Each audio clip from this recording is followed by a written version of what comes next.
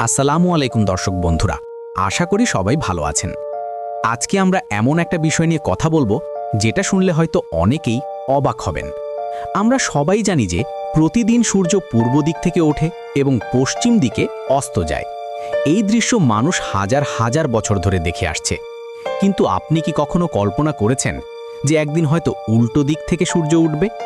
শুনতে অবিশ্বাস্য লাগলেও বিজ্ঞানীরা সম্প্রতি এমন কিছু তথ্য আবিষ্কার করেছেন যা এই সম্ভাবনার দিকেই ইঙ্গিত করছে।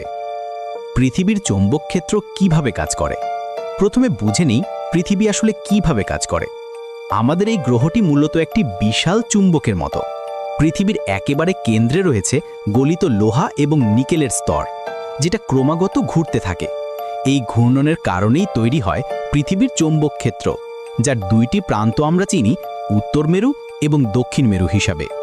এই চৌম্বক ক্ষেত্রটি আমাদের জন্য অত্যন্ত গুরুত্বপূর্ণ। এটা সূর্য থেকে আসা ক্ষতিকর রশ্মি এবং মহাজাগতিক বিকিরণ থেকে আমাদের রক্ষা করে। এটা মনে করুন একটা অদৃশ্য ঢালের মতো যা পৃথিবীকে ঘিরে রাখে। চৌম্বক মেরু উল্টে যাওয়ার ইতিহাস। এবার আসি মূল কথায়।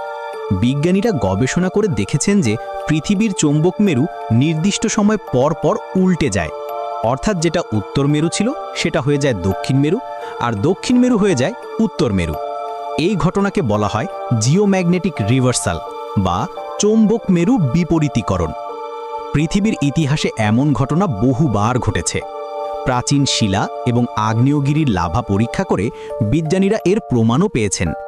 গত ২০ মিলিয়ন বছরে ১৭১ বার এই পরিবর্তন ঘটেছে বলে ধারণা করা হয়। সবচেয়ে শেষবার এই ঘটনা ঘটেছিল প্রায় ৭.৫ লক্ষ বছর আগে। এই ঘটনাকে বলা হয় ব্রুনহেস-মাতুয়ামা রিভার্সাল।